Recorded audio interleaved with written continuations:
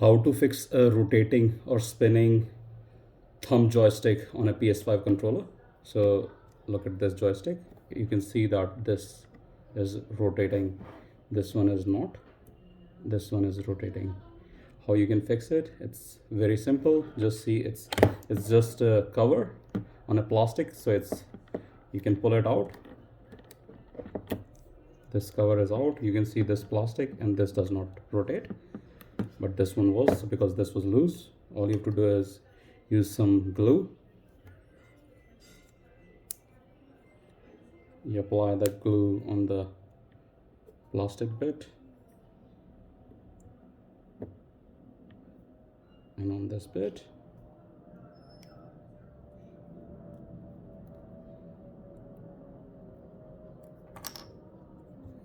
The glue has to be like instant glue.